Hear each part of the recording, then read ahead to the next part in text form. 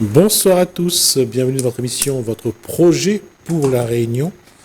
C'est la rentrée, c'était il y a quelques jours déjà, on va en parler maintenant, puisque je reçois de la FCPE d'abord Caroline Virapin, parent d'élèves et administrative départementale, bonsoir. Bonsoir. Et je reçois également le président de la FCPE, Daniel Amouni, bonsoir. Bonsoir.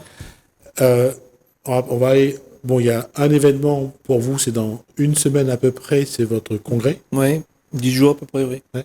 Congrès, ça va être le grand... C'est la grande messe, je dirais, annuelle de toute association qui, d'un point de vue statutaire, doit se réunir au moins une fois par an pour adopter ses rapports, sur la partie statutaire, débattre, etc. Et nous, cette année, donc, on a fait le choix d'ouvrir notre congrès à tout le public, à tous les parents d'élèves en fait qui souhaitent venir. Vous savez, un congrès généralement c'est que les adhérents, mais là on ouvre aux non-adhérents. Alors la question embêtante de la part du journaliste, les parents d'élèves qui seront présents auront droit de lever la main en disant monsieur, je suis pas d'accord avec vous et voilà ma question. Alors, non seulement ils auront droit de lever la main, mais c'est fortement conseillé. En fait, c'est pas qu'ils vont dire qu'ils sont pas d'accord avec nous ou ils sont d'accord avec nous, c'est qu'il va y avoir un débat sur une thématique qui a été choisie par le conseil d'administration. Et cette thématique, c'est la santé mentale de nos enfants en milieu scolaire. Donc forcément, ça, c'est une problématique qui intéresse fortement les parents. Et donc, bien évidemment, il y aura des questions et nous espérons pouvoir avoir aussi des spécialistes pour y répondre. D'accord. Alors, je vais revenir sur la santé mentale des enfants. Caroline Virapin, lorsqu'on parle de santé mentale, pour vous, c'est vous qui avez été enfant, vous qui avez eu l'évolution, ça a beaucoup changé? Changer, oui et non. Comme on disait, comme on en parle souvent, on parle souvent qu'il y a beaucoup d'intervenants, beaucoup de recrutement actuellement pour aider justement nos enfants en milieu scolaire. Mais au final, quand on est sur le terrain, quand on est dans l'établissement scolaire, on voit que beaucoup d'enfants sont souvent en demande de dossier, d'aide que ce soit pour une AESH ou d'autres choses. Alors, on va le dire maintenant, on vous répétera au fur et à mesure. AESH, ça veut dire alors, tout à l'heure, je vais me faire voir. C'est assistant d'enfants en situation de handicap. Voilà. C'est la personne qui accompagne votre enfant si, souvent, pour un handicap, un problème particulier. D'accord ? Je reste sur un élément, c'est quand on parle de cette réalité-là, c'est que il y a eu une évolution. On est passé d'un certain nombre d'enfants dans les années 90 à un volume plus important. Et souvent, les remèdes qui sont appliqués ne sont pour que quelques élèves. Donc, la masse, généralement, le volume, absorbe facilement, comme vient de le dire Caroline Virapin. Vous rentrez dans un établissement scolaire, vous avez l'impression que rien n'a été fait. Si, il y a des choses qui sont faites. Il ne faut pas dire que rien n'est fait. Mais c'est vraiment insuffisant. Et c'est tout ça, je pense. Tout à fait. Nous ne pouvons pas dire effectivement que rien n'était fait. D'abord, la loi a évolué, puisque la loi a été votée en 2005. Avant, il n'y avait pas de loi. Donc, depuis 2005... Alors, la loi 2005, cette loi voulue par le président de la République de l'époque, Jacques Chirac, concernant les handicaps, trouver une solution pour toute personne porteuse de handicap. Malheureusement, entre ce que voulait Jacques Chirac et ce qui est sur le terrain, et malheureusement, la réalité est... C'est justement là où, comme on dit, le bas blesse. Hein. Il y a une loi, il y a une volonté politique, mais comme toute chose, on a souvent des lois, mais on n'a souvent pas les moyens qui vont avec, ou tout du moins pas suffisamment. Donc, nous constate qu'on a des efforts les faits. Encore le recteur a annoncé encore la création d'une centaine de postes supplémentaires, mais face à la demande, c'est pas suffisant, malheureusement, et on a encore beaucoup d'enfants à besoins particuliers qui se retrouvent sans notification, avec une notification souvent d'AESH, mais sans avoir l'AESH qui va avec, malgré les efforts qui sont faits. Et nous, notre rôle aussi de parents d'élèves, c'est de toujours d'être là et de rappeler à monsieur le recteur que ce n'est pas suffisant, que chaque enfant on doit avoir une solution pour chaque enfant à besoin particulier. Et moi, je fais pas l'amalgame. Il y a des enfants qui ont besoin, dans le besoin particulier, il y a différentes sortes. Il y a les 10, il y a les HPI dont on n'en parle pas souvent. On a les personnes autistes, Alors, etc. Donc, il y a on va beaucoup de essayer, publics très variés. On va essayer de décoder un petit peu. Alors, les 10, c'est tout ce qui concerne donc Tout ce qui relève des les dysfonctionnements. voilà, simplement. c'est les troubles. On appelle les troubles. Voilà. Ouais. Donc, il y en a 10. Ouais. Les HPI, c'est donc Les hauts potentiels intellectuels. Voilà. C'est des enfants Voilà. qui ont une belle intelligence, mais qui malheureusement ne On sont a pas à bonne place. l'accompagnement Les- personnel au niveau du relationnel, au niveau de la socialisation, bien souvent, c'est ça. Merci. Et c'est pour vous dire qu'aujourd'hui, il ne s'agit pas de critiquer tout ce qu'il y a dans l'éducation. Dans l'éducation, il y a de très belles choses. Malheureusement, c'est en dose insuffisante. On est d'accord. Ouais. Alors, ma question, c'est aujourd'hui, et je vous reviendrai vers vous dans un instant, Caroline Virapin, c'est qu'est-ce qu'il faudrait, et maintenant je reviens vers vous, vous avez un enfant de quel âge? Alors, j'en ai 3. D'accord. Bien. Comment, justement, quand vous regardez le système éducatif, et quand je dis le système éducatif, ça commence chez vous. Est-ce que vous trouvez que entre chez vous et l'école, il y a une continuité dans l'éducation? Est-ce que l'école ne répond plus aux mêmes besoins aujourd'hui, mais est-ce que il y a une complémentarité? Alors, pour moi, personnellement, il y a une continuité parce que je suis quand même un parent investi. Je suis la scolarité de mes enfants. J'interviens dans chaque établissement de mes enfants. Je fais en sorte de justement pour que qu'il y ait une continuité. Mais pas tout le monde a cette chance, on va dire. Alors, je vais faire la liaison. Est-ce que, et là, la question est quand même pour vous deux, est-ce qu'aujourd'hui, certains parents, ne comptent malheureusement pas trop sur l'école? Est-ce que certains parents pensent que c'est à l'école d'éduquer son enfant? Alors que le rôle d'éduquer, c'est pour les parents. L'école n'est là que pour transmettre un savoir. Alors, là aussi c'est pareil, on peut dire oui et non. Parce que nous, ça l'a été, Daniel Amouni, oui, ça l'a été depuis des années. Je veux dire, on va à l'école pour apprendre bien sûr, à compter, à lire, oui, pas pour apprendre à dire bonjour madame, s'il vous plaît. Ça, c'est les parents, ça. Ça, c'est les parents, mais l'école, c'est l'instruction. Mais il y a une. C'est pour ça que je vous dis, c'est la complémentarité. Ça se complète. Chez nous, moi, je donne le minimum, on va dire, l'éducation primaire à mes enfants. Et à l'école, ils sont là pour s'instruire. Et quand ils reviennent de classe, on va dire, je fais ma part de parents aussi en les aidant à faire les leçons, même si les devoirs ne sont plus obligatoires. Mais en tant que parent, je trouve que on doit quand même aider nos enfants. C'est pas mon enfant va à l'école, c'est à la maîtresse ou au maître de faire. Et moi, quand il rentre chez moi, voilà. Comment dire ça aux parents aujourd'hui? C'est que ce que nous a toujours dit, c'est que le parent, c'est le premier éducateur de son marmaille. D'accord? Et l'école, effectivement, est là pour porter un savoir, nous est d'accord. Mais en même temps, l'école aussi participe à l'éducation de manière générale. Tout à fait, oui. Puisque sinon, on n'appellerait pas ça l'éducation nationale. On l'aurait appelé, comme ça s'appelait à une époque, l'enseignement national, éventuellement.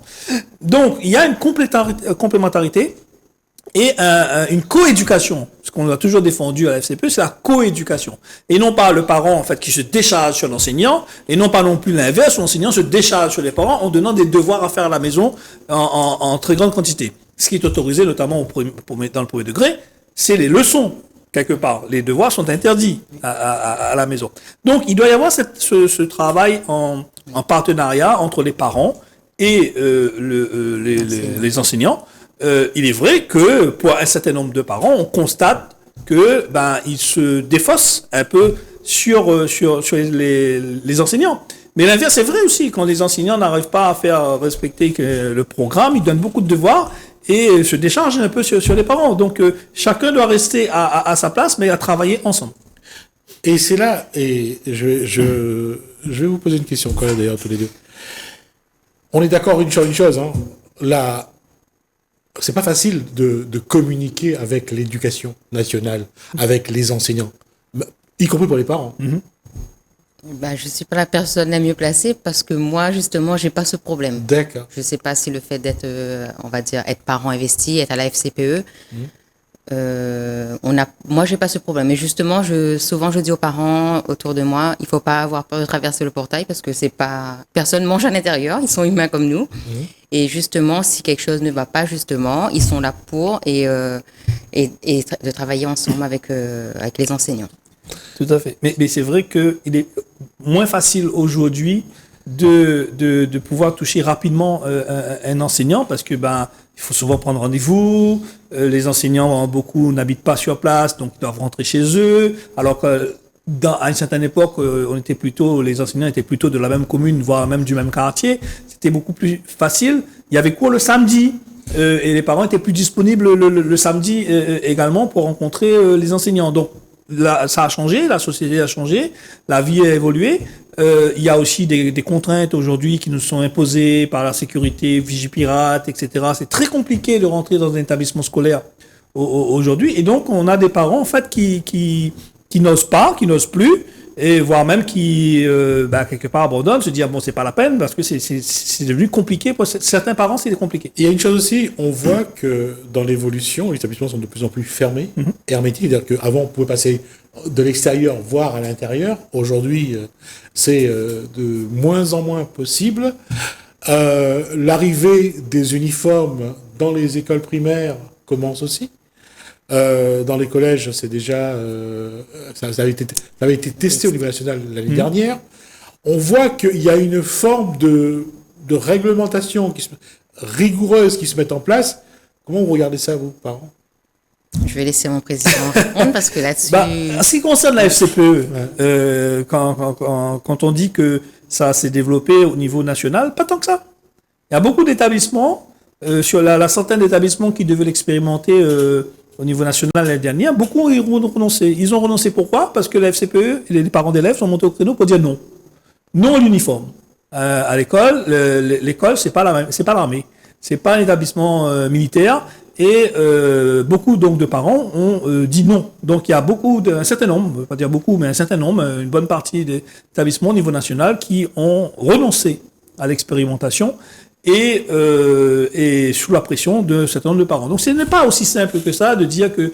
Alors il y a une volonté du gouvernement de tout codifier, de tout contrôler au niveau des établissements scolaires, mais contrôler sous la contrainte, de contrôler en mettant parfois des règles qui sont pas forcément justifiables, pas forcément utiles. Nous, à la FCPE, nous sommes ouverts au débat. Nous ne sommes pas fermés. Mais nous pensons qu'il y a d'autres choses à faire que de vouloir mettre des uniformes à nos enfants. Alors, je pense que ce sera débattu lors du congrès.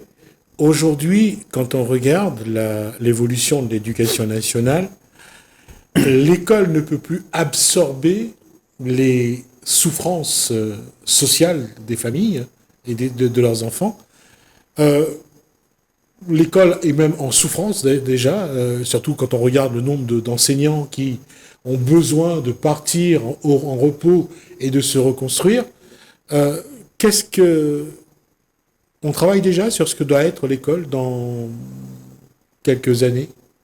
Parce qu'à un moment donné, le système pourrait carrément ne plus répondre. Ce que constate, c'est que depuis de nombreuses années, malheureusement, on détruit notre école, qui était une école parmi les meilleures au monde.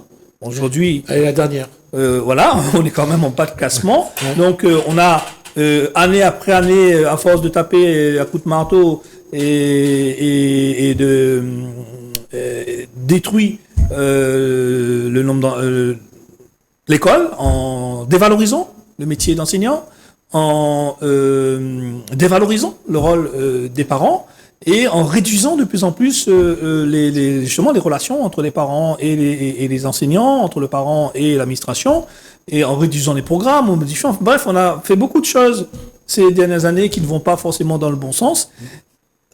En fait, à la FCPE, nous avons un projet éducatif. Donc, on réfléchit toujours à l'école, mais pas toujours l'école de demain, parce que l'école de demain, c'est une chose, mais il faut déjà s'occuper des enfants d'aujourd'hui qui sont en grande souffrance.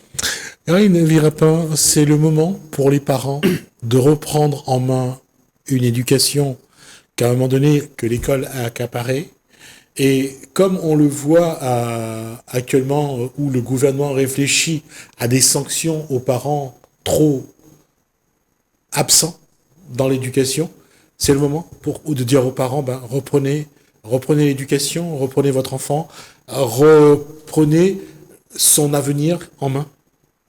Oui, on ne doit pas lâcher l'éducation de nos enfants. Nos enfants, on doit les suivre, on doit les éduquer, on doit les accompagner tout au long de leur scolarité et de leur vie surtout. Pas que pour l'éducation scolaire, pour tout. Je pense que si chaque parent prend conscience, prend le temps de venir informer quand il y a un problème, soit par un carnet de liaison, soit par prendre un rendez-vous avec l'enseignant, au lieu de rester devant un portail et de faire de parler avec un et l'autre et faire un téléphone chinois comme on dit, ça se passerait mieux d'aller directement dans l'établissement, parler avec les personnes concernées pour justement régler le problème au plus vite et pour ne plus avoir ce problème-là. D'accord. Là, c'est vraiment une question pour embêter Daniela Mouni. Mais je vais quand même la poser. Daniela Mouni, à quel moment une association de parents d'élèves va dire à l'État il est temps d'intégrer les parents dans l'éducation nationale? Alors, à quel moment? Tout le temps. On le fait, on le dit depuis des années, depuis même, je dirais, la création de la FCPE. La FCPE a quand même été à l'origine de certaines avancées, notamment la création des conseils conseils d'administration dans les lycées, etc., des conseils d'école. On a été donc artisans de ça pour justement que la place du parent soit reconnue au sein de l'école. Et en 2006, il y a quand même eu un décret qui est sorti qui définit le rôle du parent, le rôle des associations de parents d'élèves et le rôle des représentants de parents d'élèves au sein de l'établissement. Donc il y a des avancées, c'est pas suffisant, mais nous n'arrêtons pas de dire que les parents font partie de la communauté éducative et que nous sommes donc avec l'ensemble de cette communauté les acteurs de l'éducation de nos enfants et les premiers acteurs de l'éducation. Mais effectivement, l'éducation nationale devrait plus écouter les parents. On l'a vu surtout pendant le Covid, dans l'année du Covid, en 2020, quand l'école n'était pas ouverte, et qu'on voyait à ce moment-là que les parents avaient repris une dimension dans l'éducation. Pourquoi ne pas s'appuyer sur cette période-là pour voir tout ce que les parents peuvent faire pour leur enfant? Déjà, c'était normal de le faire, mais aujourd'hui, on a l'impression qu'on redécouvre le rôle, la responsabilité de nos enfants, des parents. Oui. Je vous rappelle à l'époque, quand nous sommes venus même sur ce plateau, dire qu'il fallait tirer les leçons de cette période de Covid et que l'école d'après Covid ne pouvait plus être la même que l'école d'avant Covid. Sauf qu'on n'a pas le sentiment aujourd'hui que ça a changé grand-chose. Et quand on parle de responsabilité, oui, nous, à la FCPE, on a toujours dit aux parents, venez, investissez-vous dans l'école de votre maman, venez participer à son éducation, venez participer à sa vie dans l'école, parce que c'est pas la même chose qu'à l'extérieur. Mais il y a quand même un paradoxe, c'est qu'on dit aux parents, prenez vos responsabilités, mais en même temps, l'État fait tout pour déresponsabiliser les parents. Oui, parce que l'école, elle se ferme sur elle-même. Elle se ferme. Elle est de moins en moins ouverte aux échanges. Elle impose des règles, puisque même aujourd'hui, les parents n'ont plus le droit, quelque part, de choisir la tenue de notre maman, puisqu'ils mettent l'uniforme. Donc, en fait, on est en train de déresponsabiliser les parents. On veut en même temps, mettre en place des sanctions contre les parents. Donc, on fait tout et n'importe quoi. Il n'y a pas de cohérence. Mais on dit que les parents s'investissent pas, on dit que les parents délaissent leur marmaille, et au lieu de mettre en place des mesures incitatives pour que le parent y investisse encore plus dans l'école, il dit, inquiète pas, vous ne pas faire, nous va faire pour nous. Nous va donner marmaille linge, nous va donner marmaille ceci, nous va donner marmaille cela, on n'a plus rien, inquiète pas où. Où ça est la responsabilité là-dedans? Ce qui m'amène à mettre les pieds dans le plat avant le congrès de la FCPE, la question est simple. Est-ce que le fait que les parents tirent d'un côté, l'école tire de l'autre, l'éducation nationale, est-ce que cela n'amène pas à ce que la souffrance de l'enfant, la souffrance mentale de l'enfant est de plus en plus élevée? Parce que finalement, l'école est à part, les parents sont à part, il n'y a pas de continuité finalement. Est-ce que quelque part, chacun en voulant faire bien, mais chacun de son côté, ça a créé un trouble. C'est-à-dire que l'enfant se retrouve un peu au milieu tiraillé et le premier mal-être vient de là. Ouais. Je pense que, oui, là-dessus, vous avez raison. L'enfant, on est les adultes, que ce soit l'éducation, que ce soit à la maison. On est le premier exemple de nos enfants. Et nous voir nous tirailler, c'est déjà le mauvais exemple. Donc, c'est Et c'est vrai que par rapport à ça, Caroline Virapin a raison. Lorsque on est comme Caroline Virapin, une maman qui s'intéresse, qui s'intègre dans l'école, il n'y a pas de différence entre l'école et la maison. Mais lorsque le parent ne va jamais à l'école, l'enfant, il est vraiment entre deux mondes. Oui, en fait, si le parent ne vient pas à l'école, ça veut dire qu'il ne s'intéresse pas à la scolarité et à ce qui se passe pour son marmaille. Donc le marmaille, forcément, pour lui, c'est violent de se dire, comme il rentre la case, à la limite, il me pose pas mal la question, est-ce que m'a passé une bonne journée? Quand ça m'a fait l'école? Est-ce que m'a apprendre une affaire? Donc, il est frustré aussi, quelque part. Mais il faut pas non plus forcément rejeter la faute sur les parents. On a des parents aujourd'hui qui les démunis, que les autres ne sont pas malheureusement à la hauteur, les autres ont un complexe aussi certains par rapport à l'école, parce que lui-même il n'a pas réussi à l'école, il a des difficultés de lecture, voilà, et donc il veut que son maman y réussisse, et donc il va faire tout pour que son maman y réussisse, mais peut-être que parfois il prend mal, et parfois il baisse un peu les bras, parce que il dit, en fin de compte, il n'a pas fait rire pour mon maille. Or, un parent, pour un maman, c'est tout. Et il faut justement... Le discours, c'est de dire, il n'y a pas de parents très bons, de parents moins bons. Il y a des parents qui doivent et qui font le maximum pour votre maman, et c'est ça le plus important. Peu importe si moi a des difficultés, ma pas de difficulté, non, c'est mon maman, et il doit accompagner lui, et il doit être présent pour lui, c'est tout. Et je disais, Caroline Virapin, c'est que, quand on parlait tout à l'heure de continuité, en fait, la continuité entre la maison et l'école, c'est vous. Si vous faites cette continuité-là, l'enfant, qu'il soit à la maison ou qu'il soit à l'école, il se sent bien. Mais si d'un coup, il passe d'un état à l'autre et que les deux états sont totalement distincts, différents, ça crée, je pense, ce malaise-là. Et en plus, et ça, malheureusement, on le sait, c'est souvent les parents des enfants en difficulté qui ne viennent pas à l'école. Malheureusement.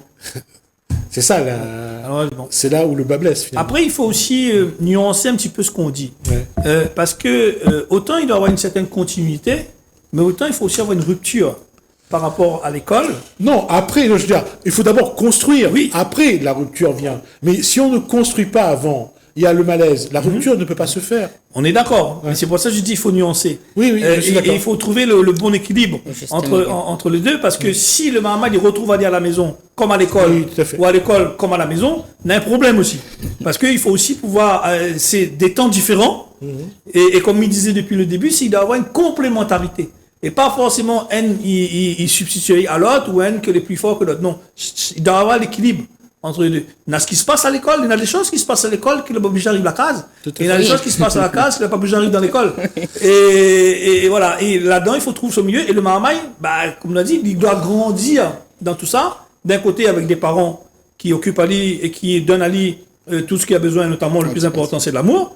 Et de l'autre côté, où on a des enseignants que c'est une autre forme d'amour, je dirais, mais qui apporte à lui des savoirs, des connaissances. Et tout ça, il participe à la co-éducation. Parce que tout à l'heure, qu'on disait comme ça, c'est aux parents d'apprendre à maman à être poli. Oui, mais il faut aussi qu'à l'école, il est poli et qu'il y applique ça aussi. Donc, l'enseignant a aussi un rôle là-dessus. Alors, je vous invite, alors on va rappeler la date du congrès. Je vous invite à aller à ce congrès pour continuer cette discussion avec Caroline Virapin et avec Daniel Amouni lors de ce congrès de la FCPE qui aura lieu donc le 31 août prochain, donc samedi. Pas ce samedi, le samedi d'après. Donc au Moka, donc à Saint-Denis, donc c'est dans les hauts de Montgaillard. Et donc on accueille les parents à partir de 8h du matin, petit déjeuner, accueil, etc. Donc surtout on les invite aussi à s'inscrire sur le site de la FCPE, donc il y aura un flyer avec un QR code pour pouvoir s'inscrire, parce que malheureusement on ne pourra pas accueillir tout le monde, même si on voudrait. mais on ne pourra pas accueillir les 200 000 par an, non, je plaisante. Mais voilà, il y a des places, l'espace est quand même limité, mais on peut quand même accueillir pas mal de monde. Et puis, on a prévu également de mettre en place, si besoin, une navette de bus depuis le sud et depuis l'est pour venir au Moka. Mais ça va dépendre bien évidemment s'il y a des du nombre de personnes. Du nombre de personnes. Voilà, l'invitation est faite. Merci Caroline Virapin, donc parent d'élèves et administratrice départementale. Merci également à Daniel Amouni, président de la FCPE. Donc rendez-vous pour vous le samedi 31 août au Moka pour le congrès de la FCPE. Et de toute façon, on reviendra, oui. Juste rappeler la thématique. Oui. La santé mentale de nos enfants en milieu scolaire. Alors voilà, c'est dit. À vous de vous poser la question. Merci à vous deux. Merci à vous de nous avoir suivis. Merci Alain, merci François. Je vous dis à bientôt.